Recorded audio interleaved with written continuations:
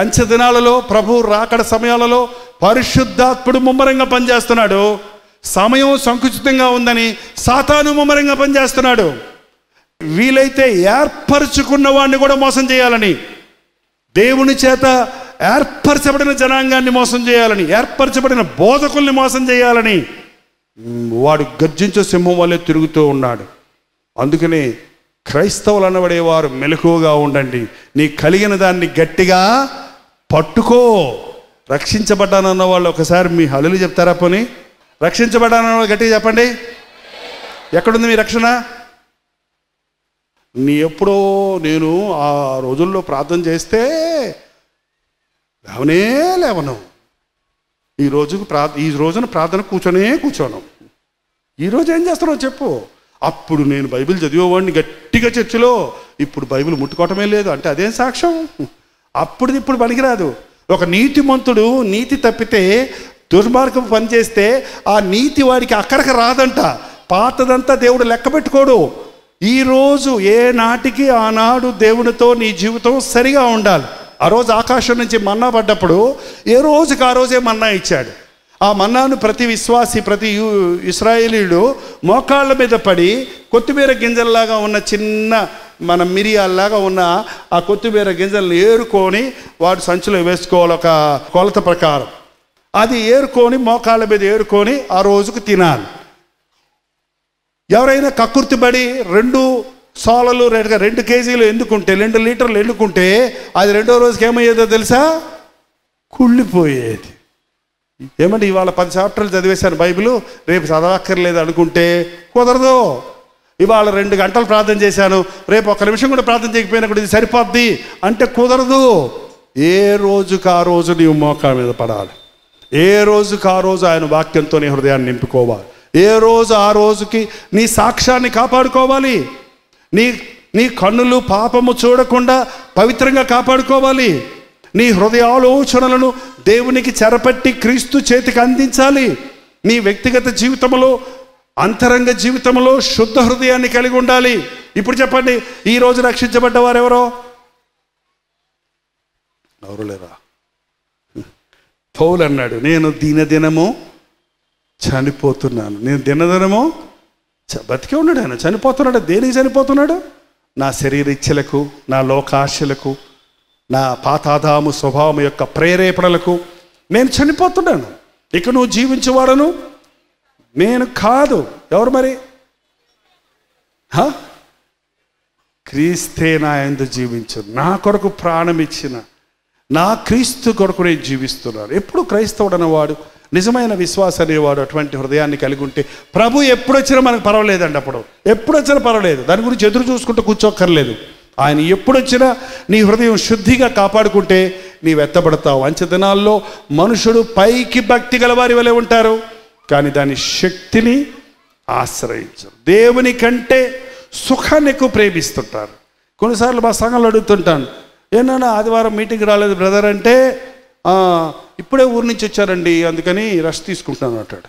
ఏంటి ఇప్పుడే ఊరి నుంచి ఎవడ రమ్మన్నాడు? అసలు ఆదివారం ఎవరి రోజు అండి? 6 రోజులు పనిచేయి, 7వ రోజు నాకు ఇమ్మన్నాడు. ఏమంటే సంఘ పట్టీలో విశ్వాసుల జాబితా ఉంటుంది, సంఘ సభ్యత్వం ఉంటుంది. ఆ సభ్యత్వం ఉన్నంతమంది సంఘంలో ఉంటారా ప్రతి ఆదివారం? ఉండరు. క్రిస్మస్ పండగకి మాత్రం ఉంటారు. అందుకే అప్పుడు చర్చిలు చాలవు. ఏంటంటే అదేంటి, నువ్వు విశ్వాసివైన తర్వాత విశ్రాంతి దినమును పరిశుద్ధముగా ఆచరించాలి. 6 దినాలు కష్టపడి పనిచేయి, 7వ రోజు నాకు ఏమన్నాడు ప్రభు? ఒక్కరోజు నా కోసము నన్ను ప్రార్థించండి, నన్ను ఆరాధించండి, నా నామాన్ని ప్రకటించండి, నా కొరకు నాతో సహవాసం చేయండి అని ప్రభు పిలుస్తుంటే టైం లేదు దేవునికి అంటారు. ఏంటండి ఈ దేవునికి టైం లేదనే వాళ్ళందరూ దెయ్యానికి టైం ఇచ్చేస్తున్నారు అన్నమాట. దేవునికి ఇవ్వాల్సింది దేవునికి ఇవ్వకపోతే అది నీకు మిగలదండి. ఎప్పుడైనా గుర్తుపెట్టుకోండి. అది దశంభాగం కానీ, నీ సమయం కానీ, దేవునికి చెందింది నీ ప్రథమ సంతానం కానీ, దేవునికి చెందింది ఏదైనా దేవునికి ఇవ్వకపోతే అది నీకు మిగలదు. అది సాతాను దొంగిలించేస్తాడు. మీరే ఆలోచించి చూడండి. ఆదివారం నువ్వు కష్టపడి సంపాదించిన డబ్బులన్నీ హాస్పిటల్ ఖర్చు అయిపోతాయి, జేబు దొంగలు పాలైపోతాయి. ఊహించి అనలైజ్ చేసి పరిశీలించి చూసుకోరండి. ఆదివారం దేవుని మందిరంలో ఉండండి. సంఘం అభివృద్ధి చెందుతుంది. ఒకరినొకరు మనం ప్రేరేపించుకోవడానికి, పురిగొల్పుకోవడానికి, విశ్వాసులందరూ ప్రేమ చూపటలో, సత్కార్యములు చేయటంలో ఒకరినొకరు పురికొల్పుకోవాలి. పురికొల్పుకోవటం అంటే ఏంటి? కీ ఇచ్చుకోవాలి. కీ. ఈ బొమ్మలు అంటే చూడండి, కీ బొమ్మ ఇస్తే టక టక టక టక టక టక కొడుతుంటుందండి. టక టక టక ఆగిపోద్ది. ఆగినప్పుడు ఏం చేయాలి? మళ్ళీ కీ ఇవ్వాలి. ఏమంటే ఆదివారం నుంచి సోమవారం మళ్ళీ ఆదివారం వరకు లోకంలోకి మనం వెళ్తున్నాం, లోకస్తులతో ఉంటున్నాం, లోక కార్యాలు చేస్తున్నాం, ఉద్యోగాల్లో ఉంటున్నాం, చదువుకుంటున్నాం, కాలేజీల్లో ఉంటున్నాం, అవిశ్వాసుల మధ్య ఉంటున్నాం, ఎటో తిరుగుతున్నాం, చల్లారిపోతున్నాం. మళ్ళీ ఆలయంలోకి వచ్చేటప్పటికి మళ్ళీ పురికొల్పుకొని ఉజ్జీవించబడాలి. ఒక కారులో డీజిల్ పోసామంటే బతుకంతా నడుస్తుందా? బతుకంతా నడుస్తుందా? ఏంటంటే దాన్ని మళ్ళీ ఏం చేయాలి? దాన్ని రీఫిల్ చేయాలి. ఎప్పటికప్పుడు దేవుని సన్నిధిలో మనల్ని మనం ప్రోత్సహించుకోవాలి. లేకపోతే మన భక్తి ఆచార స్థితికి దిగజారిపోతుంది, మన భక్తి నామకార్థ స్థితికి దిగజారిపోతుంది, మన భక్తి శక్తి లేనిదిగా మిగిలిపోతుంది. ప్రభు చెప్పాడు, నేను వచ్చే రోజుల్లో మిమ్మల్ని ఎవరు మోసగించుకోకుండా చూసుకోండి. అనేకులు నా పేట వచ్చి నేనే క్రీస్తునని పలువురిని మోసం చేస్తారు. ఆ లిస్టులో మీరు లేకుండా చూడండి. మరియు మీరు యుద్ధములను గురించి, యుద్ధ సమాచారముల గురించి వినబోదురు. మీకు తెలుసా అండి, ప్రతిరోజు ఎక్కడో ఒక చోట ఏదో ఒక చిన్న యుద్ధమైన, చిన్న గొడవైన సరిహద్దుల దగ్గర దేశానికి మధ్య జరుగుతూనే ఉంది.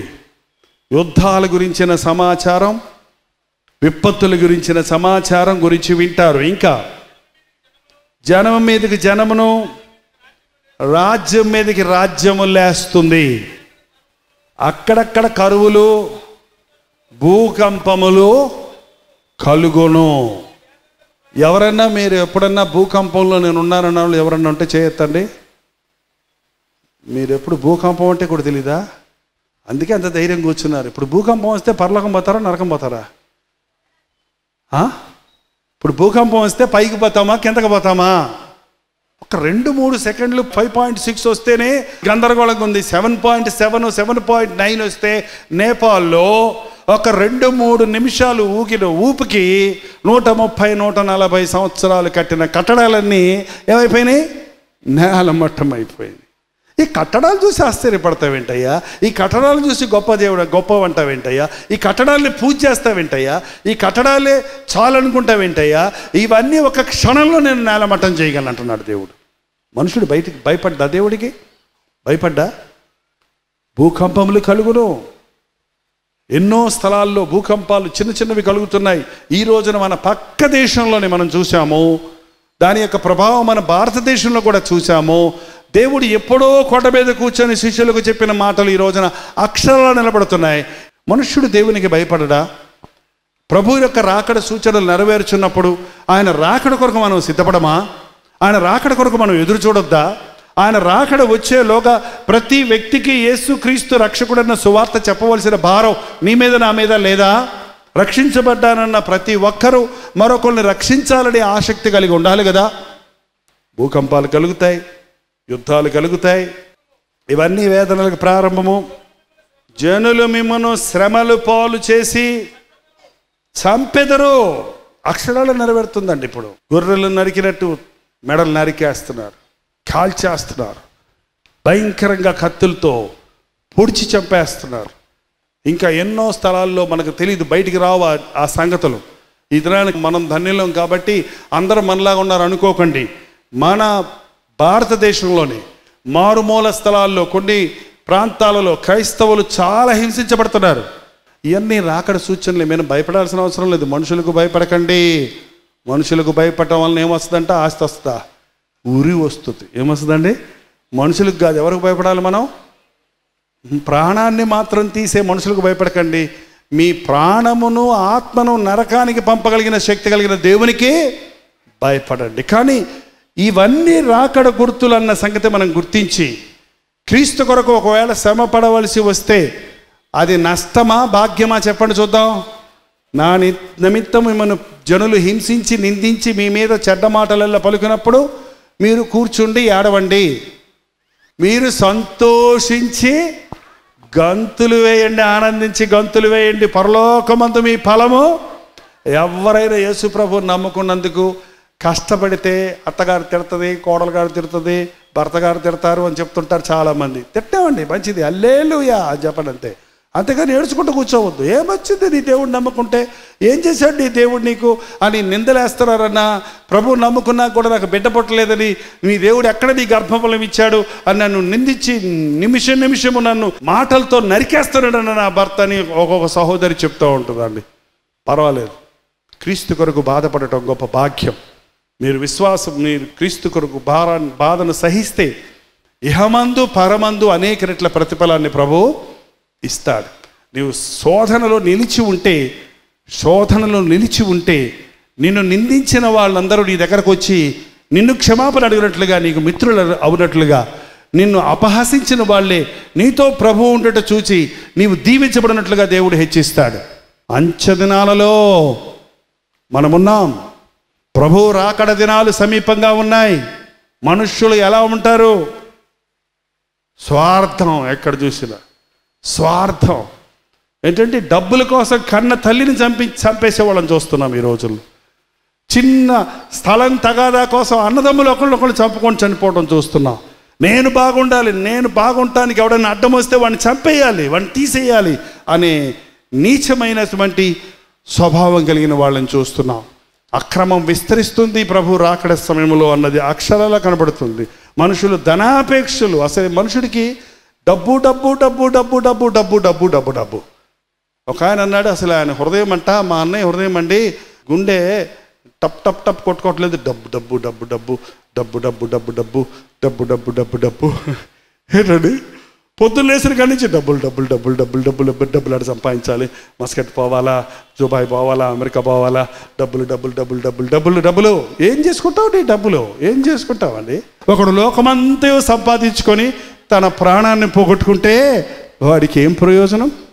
అంచెదినాల్లో వ్యాపారకరమైన కలవలలో అభ్యంతరాలు వస్తాయి, ఒకరినొకడు అప్పగిస్తారు. 11వ వచనం, అనేకమైన అబద్ధ ప్రవక్తలు వచ్చి పలువురిని మోసపరిచెదరు. అక్రమములు విస్తరించుట చేత అనేకుల ప్రేమ చల్లారిపోవును. అబద్ధ ప్రవక్తలు వచ్చి మోసగిస్తారు. బైబిల్లో ఉందండి. మీలో ఎవరైనా వ్యాధిగ్రస్తులై ఉండడలా నూనె రాసి పెద్దలను పిలిపించి నూనె రాసి ప్రార్థన చేయడి, అప్పుడు అతని పాపములు క్షమించబడును, అతడు స్వస్థత పొందును అని.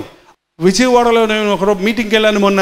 అక్కడ నేను రూమ్లో ఉన్నప్పుడు ఆ లోకల్గా కొన్ని క్రైస్తవ ఛానల్స్ వస్తున్నాయి. అందులో పెద్ద పెద్ద వాళ్ళు అనౌన్స్మెంట్ చేస్తున్నారు. ఏంట్రా అంటే, ఇది యెరూషలేము నుంచి తెచ్చిన నూనె, ఈ నూనె రాసుకుంటే క్యాన్సర్ ఎగిరిపోతుంది, ఈ నూనె బాటిలు, అలాగే ఇది యెరూషలేము నుంచి తెచ్చిన మట్టి, ఈ మట్టి మీ పునాదులు వేస్తే మీ బిల్డింగ్ గట్టిగా ఉంటుంది, ఇది యెరూషలేము నుంచి తెచ్చిన నీళ్లు, ఈ నీళ్లు తాగితే మీకు దాహమే వేయదు. ఏంటంటే చెప్తున్నాడు ఆయన. ఈ పెట్టంతా కలిస్తే 5,000 మాత్రమే, కావలసిన వాళ్ళు ఇప్పుడు డబ్బులు పంపండి. ఇదేంద్రా నాయన, 5,000కే ఇంకా డాక్టర్లు ఉండక్కర్లా, బిల్డింగుల్లో ఇంకా మనకు మేస్త్రులు అక్కర్లా. ఇది మూఢనమ్మకం. మన భారతీయులకి ఇది ఒక పెద్ద మూఢనమ్మకం కదండి. మూఢనమ్మకాలు చెప్పే వాళ్ళని మోసపోకండి. యేసుక్రీస్తు నామములో జయమున్నది. ఏ పాస్టర్ గారు ప్రార్థన చేసినా జయమున్నది. శుద్ధ హృదయంతో నువ్వు ప్రార్థన చేసినా జయం వస్తుంది. దానికి ఒక పెద్ద బిషప్ గారు రాక్కర్లేదు ఎక్కడి నుంచో. నువ్వు విరిగి నలిగిన హృదయంతో దేవా అని మొరపెడితే, ఆపత్కాలంలో నాకు మొరపెట్టు, నేను నీకు ఉత్తరమిస్తారు. దేవునికి నరుడుకును మధ్యవర్తి ఒక్కడే, ఆయన క్రీస్తు యేసు అను నరుడు. ఈ బోధకులు చాలామంది ఇవాళ కర్చీఫ్లు అమ్మటం, నూనె బాటలు అమ్మటం, ఇంకేంటేంటో వ్యాపారాలు చేస్తున్నారండి. వాళ్ళ బాధ వేస్తుంది. టీవీ వచ్చాక పెద్ద బిజినెస్ అయిపోయిందండి. ఇదిగో పుస్తకాలు, సీడీలు మేము అమ్ముతున్నాం. దాని గురించి పెద్దగా పట్టించుకోం. అది దేవుని వాక్యం. ఆ పుస్తకం నువ్వు తీసుకెళ్ళి చదివితే అందులో ఉన్న వాక్యం నిన్ను బలపరుస్తుంది. ఆ సీడీలో ఉన్న పాటలో ప్రసంగమో నువ్వు వింటే, లేక మంచాన పడి ఆలయానికి రాలేని వారికి, లేక మీ ఫ్రెండ్స్కి, నా క్రైస్తవేతరులకు ఇస్తే, వాళ్ళు చర్చికి రాని వాళ్ళు ఉంటే వాళ్ళు ఇంట్లో చూసినప్పుడు వాళ్ళు అది పట్టబడి దేవుని రక్షించబడి చర్చికి వస్తారని. అంతేగాని అది మంత్రాలు కాదు, మంత్రాలు మాయలు కాదు. అబద్ధ ప్రవక్తలు వచ్చి అనేక దినాలను సులభమైన భక్తి అండి, సులభమైన భక్తి. పాపములు ఒప్పుకోకుండా, పశ్చాత్తాపడకుండా నీకు స్వస్థత కలగదండి. ఈ స్వస్థతలు ఎక్కువైపోయినాయండి. ఈ మెయిన్ లైన్ చర్చెస్లో నుంచి అనేక మంది ఈ స్వస్థతల అట్రాక్షన్స్తో వెళ్ళిపోతున్నారు. యేసు ప్రభు చెప్పాడు, నా వెంబడి రండి, నేను మిమ్మల్ని మనుషులను పట్టు జాలర్లుగా చేస్తాను. మనుషుల్ని ఎక్కడ పట్టుకోవాలి? చేపలు ఎక్కడ పడతారు? సముద్రంలోకి వెళ్ళి చేపలు పట్టాలి. ఒక ఆయన వెళ్ళి సముద్రంలో కష్టపడి చేపలు పట్టుకొని బుట్టలు వేసుకుంటుంటే ఇంకొక ఆయన వెళ్ళి బుట్టలో నేను తెచ్చేసుకొని బుట్టలు వేసుకుంటున్నాడట. ఎదుటి నేను కన్న బిడ్డలు, నేను సువార్త ద్వారా మిమ్మల్ని కన్నాను. మీకు బోధకులు అనేకులు ఉంటారు కానీ తండ్రులు అనేకులు లేరు. నాకు సంఘాలు కట్టాలనే ఆశ ఉండదండి నాకు. ఎందుకని నా ప్రభు నన్ను నడిపించాడు. క్రీస్తునామం ఎరుగుని చోట్లకు వెళ్ళాలి. సంఘంలోకి వెళితే సంఘాన్ని బలపరచాలి, సంఘంలో ఉన్న విశ్వాసాన్ని బలపరచాలి, సంఘంతో కలిసి పనిచేయాలి. అంతేగాని సంఘాన్ని వేరు చేసి సంఘం పెడతాం కాదు. కానీ ఈ దినాన మోసపోతున్నారు జనులు, మోసపోతున్న సేవలు ఉన్నాయి. ఈ దినాన క్రైస్తవ సేవ నవ్వుల పాలవుతుందండి. అన్యులకి ఎగతాళిగా ఉంది. క్రైస్తవులు చూసినప్పుడు ఎగతాళిగా ఉంది. ఎందుకు భారతదేశంలో ఒక ఘనమైన పేరును మనం సంపాదించుకోలేకపోతున్నాం? క్రైస్తవులు అంటే ఎందుకు అందరికీ చులకన? ఒక బోధకుడు అంటే, సేవకుడు అంటే ఎందుకు అందరికీ ఒక విధమైన చులకన భావం బయట వారికి, అన్యులకి? కారణం, మనం పునాది మీద దేవుని సేవని కడతం లేదు, వాక్యానుసారమైన సేవను కడతం లేదు. రేపు అగ్ని పరీక్షకు నిలబడే సేవ చేయాలంటే మనం చేసే సేవ మనుషులు మెచ్చుకుంటే సరిపోదు. మనం చేసే సేవను మనుషుల్ని మభ్యపెడితే సరిపోదు, మనుషుల్ని చేరిస్తే సరిపోదు, గుంపులు సంఘాలు వస్తే సరిపోవు. వారి సారం ఎంత? వారు నిజంగా ప్రభువుని ఎరిగిన వారేనా? వారు పశ్చాత్తాపడ్డారా? రక్షించబడ్డారా? వారి అంతరంగంలో మారు మనసు పొందారా అన్నది చాలా ముఖ్యమండి. రేపొద్దున ప్రభు మన యొక్క సేవను అగ్నితో పరీక్షిస్తాడట. ఒక్కసారి చూడండి. ఒకవేళ మీరు అందరూ సేవకులు కాకపోయినా మనందరం సేవలో ఉన్నాం, సేవలో పాలుభాగస్తులుగా ఉన్నాం. మీరు ఏదో ఒక ఆలయంలో ఉన్నారు. మీరున్న ఆలయంలో ఉన్న పరిచర్య దైవ చిత్తానుసారమైందేనా? వాక్యానుసారమైందేనా? ప్రభు రాకడ సమయంలో ఎత్తబడే వధువు సంఘములు ఉన్నారా అన్నది పరిశీలించుకోవాలి. కొరింథీయులకు రాసిన మొదటి పత్రిక 3వ అధ్యాయము 10వ వచనం దగ్గర నుండి, దేవుడు నాకు అనుగ్రహించిన కృప చొప్పున నేను నేర్పైన శిల్పకారుని వలె పునాది వేసితిని, మరి ఒకడు దాని మీద కట్టుచున్నాడు. ప్రతివాడు దాని మీద ఎలా కట్టుచున్నాడో జాగ్రత్తగా చూచుకొనవలను. వేయబడినది తప్ప మరి ఒక పునాది ఎవడనూ వేయనేరడు. ఆ పునాది యేసుక్రీస్తే. ఏ సంఘానికి ఏ పేరు పెట్టుకున్నా, ఏ పాస్టర్ ఏ పరిచర్యకు ఏ పేరు పెట్టుకున్నా, దీని పునాది, సేవ పునాది పాస్టర్ది కాదు, సంఘాలది కాదు. ఎవరిది? క్రీస్తే. ఆ పునాది యేసుక్రీస్తే. ఎవడైనాను ఆ పునాది మీద బంగారము, వెండి, వెలగల రాళ్ళు, కర్ర, గడ్డి, కొయ్యకాలు మొదలైన వాటితో కట్టినడల వాని పని కనబడును. ఆ దినమున దానిని తేటపరచును, అది అగ్ని చేత బయలుపరచబడును. మరియు వాని పని ఎట్టిదో దానిని అగ్నియే పరీక్షించును. ఏంటంట? బంగారము, వెండి, వెలగల రాయిలు, కర్ర, గడ్డి. అమ్మో, గడ్డి లారీలో వేసుకొని తీసుకెళ్తుంటారు, చూసారు ఎప్పుడన్నా మీరు? ఇంత ఎత్తుంటుంది, ఈ పక్క ఆ పక్క. ఓ అంత పెద్ద గడ్డే. ఏంటండి? ఇంత ముద్ద బంగారం, ఇంత ముద్ద బంగారం ముఖ్యమా? అంత పెద్ద గడ్డివాము ముఖ్యమా? ఇంత మొక్క బంగారం మీద నుప్పు పడితే ఏమవుద్ది? అంత గడ్డివాము మీద అగ్గిపొల్ల పడితే ఏమవుద్ది? గడ్డివాము మీద అగ్గిపొల్ల పడితే 5 నిమిషాలు ఏమైపోతాడు? అదంతా బూడిదైపోద్ది. ఏం మిగలదు అక్కడ అసలే. ఎందుకు? పెద్ద సేవ చేశాను, బోల్డ్ మంది జనం వచ్చారు, బోల్డ్ సేవ చేశామని పాస్టర్ గారు గొప్పలు చెప్పుకోవటమే కానీ అసలు ఇది వాక్యానుసారమైందేనా? దేవుని చిత్తానుసారమైందేనా? వచ్చిన వాళ్ళ దగ్గర బైబిల్ ఉందా? నాకు తెలుసండి, బైబిల్ లేకుండా వచ్చే వాళ్ళకి ఏందో ఉంది. ఎవరన్నా ఒకళ్ళిద్దరు చదువు రానోళ్ళు, లేకపోతే ఇప్పుడు కొత్తగా ప్రభుని నమ్ముకున్న వాళ్ళు బైబిల్ కొనుక్కోవడానికి అవకాశం, అందులో తమిళనాడులో ఉన్న వాళ్ళకి తెలుగు బైబిల్ దొరకపోవచ్చు. ఆ కారణాలు ఉంటే వేరే సంగతి. కానీ పాతకాలం క్రైస్తవుడు అని చెప్పి బైబిల్ పెట్టుకొని ఉంటాడు చూడండి, ఇంకేదో ఉంది, వాళ్ళకి ఏదో ఉంది. బైబిల్ నీ దగ్గర ఉంటే పాపం నీకు దూరంగా ఉంటుంది, పాపం నీ దగ్గర ఉంటే బైబిల్ నీకు దూరంగా ఉంటుంది అన్నాడు. ఏంటండి? చేశామన్నది కాదు సేవ. నేను భక్తిగా ఉన్నాను, నేను కానుకలు ఇచ్చాను, మా పాస్టర్ గారిని అడగండి నేను ఎలాంటి ఉన్నాను అంటారు కొంతమంది. పాస్టర్ గారులు మెచ్చుకుంటే ఏం ప్రయోజనం? నీ దేవుడిని మెచ్చుకోవాలి. పక్క వాళ్ళని అడగండి అంటారు కొంతమంది. ఆయన్ని అడగండి, నా భార్య భలే ప్రార్థన పర్వాలండి అంటాడు. ఒక్కొక్కళ్ళు మా పిల్లలు ఎంత బాగా ప్రార్థన చేస్తాడో, నా భార్య ఎంత బాగా సేవ చేస్తావు, మరి నువ్వేం చేస్తున్నావంటే నాకే టైం లేదు అంటాడు. ఆయన చర్చికి రాడంట. ఏంటండి? అగ్ని పరీక్షకు నిలబడి ఉండే పరిచర్య బంగారం లాంటిది, కొంచెమే, ఇంత ముద్దైనా చాలు, ఎంతో విలువైంది. అగ్ని పరీక్షకు నిలబడుతుంది. కొయ్య, కాలు, గడ్డి వంటి పరిచర్యలు దహించిపోతాయి. పరిశుద్ధుడు ప్రభు రాకడ సమయంలో క్రైస్తవ పరిచర్యలు పెరుగుతున్నాయి. ఒకప్పుడు ఉజ్జీవ సభలు జరిగితే ఓ చిన్న సందులో తాటాకులు పందిరేసి కింద గడ్డేసి కూర్చోబెట్టి డ్రమ్ము పెట్టుకొని డుమ్ డుమ్ డుమ్ డుమ్ దేవుణ్ణి స్తుతించుడి ఎల్లప్పుడు, అదొకటే. దానికే పట్టహాసంగా పరలోకంలాగా ఉండేది. 200 మంది వస్తే పెద్ద సభ. ఇవాళ ఏంట్రా నాయన అంటే మీటింగ్ అంటే, కాకినాడలో మెక్లార్న్ హై స్కూల్ కాంపౌండ్లో మేము 3 రోజులు మీటింగులు పెట్టాం. మా ముందు మీటింగులు, మా వెనకాల మీటింగులు, ఆ నెలంతా మీటింగులు అంటే ఆ కాంపౌండ్లో జనం, అదే జనం అన్ని మీటింగులకు వస్తున్నారు పోతున్నారు. దేవుని కృప వల్ల మేము పెట్టిన సభలకి కాకినాడ పట్టణం కంటే కాకినాడ చుట్టుపక్కల ఊర్లో సగానికి సగం మంది వచ్చారు.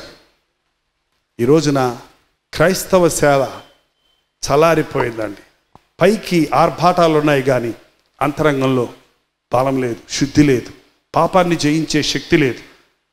దేవుని వాక్యాన్ని గ్రహించగలిగిన శక్తి విశ్వాసులకు లేదు. అంచె దినాలలో దురద చెవులు గలవారై సొంత బోధకులను సిద్ధపరుచుకుంటారంట. కల్పన కథలు కావాలంట వాళ్ళకి, కొత్త మెసేజ్లు కావాలి, ఏమైనా కొత్త మెసేజ్లు కావాలి. ఉన్న మెసేజ్ వద్దు. సిలువని గురించి చెప్తే మాకు తెలుసులే అయ్యా, ఎప్పుడో తెలుసు, 3 సినిమాలు చూసావు సిలువల గురించి, నువ్వేంది చెప్పేది? నీకంటే బాగా సినిమా వాళ్ళు చూపించారు యేసు ప్రభుని, ఎట్ట కొట్టారో ఎట్ట నరికారో, నువ్వేంది చేసేది ప్రసంగం? మేము చూసాం కదా. ఆ ప్యాషన్ ఆఫ్ క్రైస్ట్ బొమ్మలు అందరూ వేస్తూనే ఉంటారు. ఇప్పుడు అది ఏందో, ఆయన ఉన్న సినిమా యాక్టర్ని తీసుకొచ్చి యేసు ప్రభుని చేస్తే ఆయన యేసు ప్రభుని పూజ చేసినట్టుగా మనుషులు ఉంటాం. ఎంత విచారకరమైన విషయం. బొమ్మల్లో ఏ యాక్టర్ కానీ ఏ మనిషి కానీ యేసయ్య పొందిన సిలువ యాగాన్ని నటించి కానీ జీవించి కానీ చూపించలేడండి. కానీ ఈ రోజున క్రైస్తవులకి సిలువ అంటే సులభమైపోయింది. పరిశుద్ధాత్మ అంటే అలవాటైపోయింది, ఒక ఊతపదం అయిపోయింది పరిశుద్ధాత్ముడు అనే విషయం. కానీ బైబిల్లో అంచె దినాలలో మనుష్యుడు సారము లేని వారిగా మిగిలిపోతారన్నది మనం దేవుని వాక్యంలో చూస్తున్నాం. ఈ రోజున మీరు మీ భక్తి జీవితాన్ని కాపాడుకోవాలంటే, మీ భక్తి సరిగా ఉందా లేదా పరీక్షించాలంటే, ఇలాంటి బోధకులు కొత్తగా మీ దగ్గరకు వచ్చి బోధిస్తున్నప్పుడు ఈ జైపోల్ చెప్పే ప్రసంగం వాక్యానుసారమైందా కాదా, ఇది దేవుని చిత్తానుసారమైందా కాదా అని తెలుసుకోవాలంటే మీరు మోకాళ్ళ మీద దేవుని వాక్యాన్ని చదవాలి. బెరయ సంఘస్థులు పౌలు శీలలు ప్రసంగించి వెళ్ళిన తర్వాత ఆ విషయములు అలాగూ ఉన్నవో లేవోనని లేఖనములు పరిశీలించి కానీ నమ్మేవారు కాదంట. అటువంటి పరిస్థితుల్లో మనం ఉన్నాం.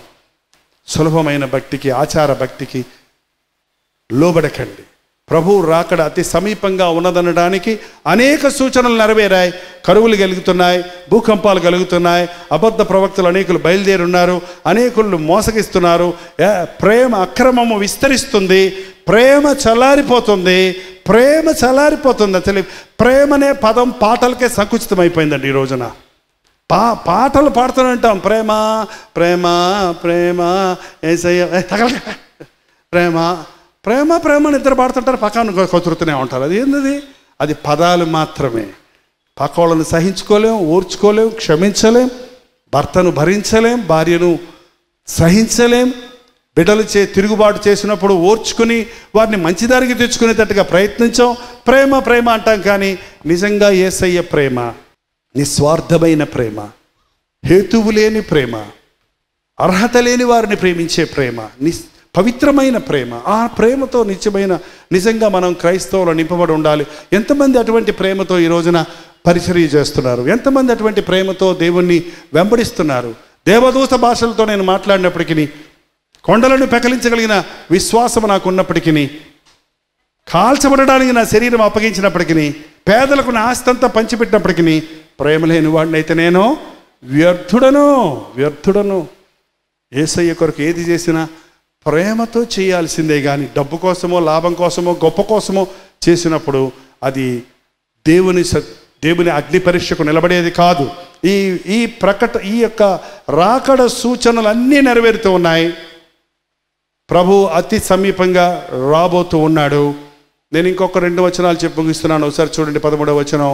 అంతము వరకు సహించువాడెవడో వాడే రక్షించబడును, మరియు ఈ రాజ్య సువార్త సకల జనులకు సాక్షార్థమై లోకమందంతటా ప్రకటించబడును. అటు తరువాత అంతము. ప్రభు రాకడకు ఆలస్యం అవడానికి ముఖ్యమైన కారణం ఏంటంటే, ఇంకా యేసుక్రీస్తు సువార్త ప్రకటించబడని స్థలాలు ఎన్నో ఉన్నాయి. సంఘాలలో ఉన్న సంఘములో ఉన్న మనం ఆధ్యాత్మికంగా బలపడి సంఘం యొక్క ప్రేయర్తో, సంఘం యొక్క ప్రార్థనతో, సంఘం యొక్క సహకారముతో సంఘము విస్తరించి దూసుకొని ముందుకు వెళ్ళి సువార్త అందని వారికి సువార్తను ప్రకటించాలి. అంతేగాని సంఘానికి బాగా పెరుగుతుంటే పెద్ద పెద్ద చర్చిలు కట్టుకొని, పెద్ద పెద్ద గోపురాలు కట్టుకొని, పెద్ద పెద్ద ఆశ్రమాలు కట్టుకొని, ఇంకా సంఘంలోనే ఆ 4 గోడల మధ్యనే సేవ చేయటం అనేది వాక్యానుసారమైంది కాదు. మీరు సర్వలోకమునకు వెళ్ళి సర్వ సృష్టికి సువార్తను ప్రకటించండి. ప్రభు వచ్చేస్తున్నాడండి. సిద్ధంగా ఉన్నారా? నిజంగానే మీ జీవితం దేవుని ముందు యథార్థంగా ఉందా? తిమోతికి రాసిన 2వ పత్రిక 3వ అధ్యాయం ఎదురుగుంట పెట్టుకొని మీ జీవితంలో అక్కడ ఉన్నటువంటి పాయింట్స్ ఏమైనా ఉన్నాయా అని చూసి మీరు సమాధానపడి దేవునితో సరిచేసుకోవాలని, మీ హృదయాలను దేవుని ముందు నిందారహితంగా కాపాడుకోవాలని ప్రభు ఆశిస్తూ ఉన్నాడు. దయచేసి స్థలాలు వంచండి, ప్రార్థన చేసుకుందాం.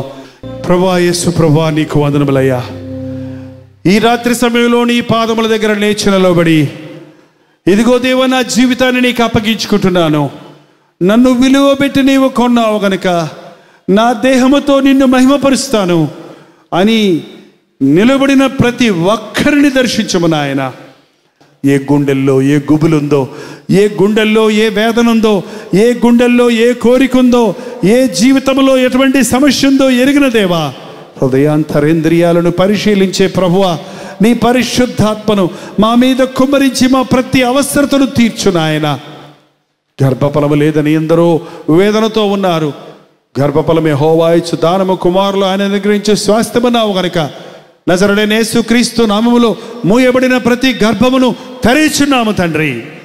అప్పుల్లో ఉన్నామని, ఆర్థిక ఇబ్బందుల్లో ఉన్నామని, సరైన ఉద్యోగములు లేక ఇబ్బంది పడుతున్నామని, అందువలన భక్తిహీనులమై ఇష్టానుసారంగా జీవిస్తూ దేవునికి మరింత దూరం అవుతున్నామని అనుకుంటున్న ప్రతి ఒక్కరిని రాత్రి దర్శించు నాయన. కలిగిన దానిని ఆశీర్వదించే దేవుడు, కష్టార్జితాన్ని దీవించే దేవుడు అని నిరూపించి రుణ బాధల నుంచి నీ బిడ్డలను విడిపించుము తండ్రి.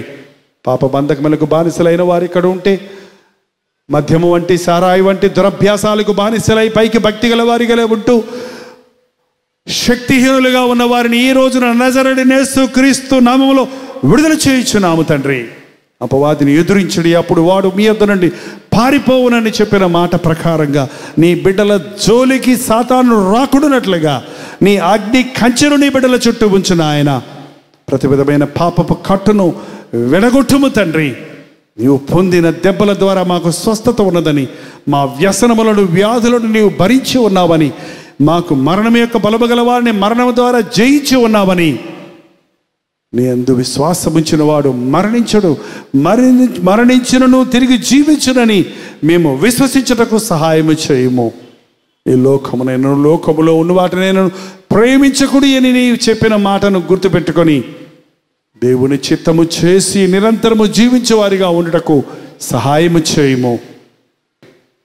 నేను నీ ఇంట ఉండవలసి ఉన్నదన్న రీతిగా ఆనాడు జక్కయ్య ఇంటికి వెళ్ళిన దేవా, ఈనాడు మాతో పాటు మా గృహములకు వచ్చి మా గృహములను పరిశుద్ధపరచుము నాయన. మా ఇంటికి రక్షణ కలుగు చేయము తండ్రి. నీ చిత్తమైతే, నీ రాకడ ఆలస్యమైతే ఇప్పుడు నిన్ను మహిమపరచుటకు సహాయము చేయమని యేసుక్రీస్తు నామములో అడుగుచున్నాము తండ్రి. ఆమేన్.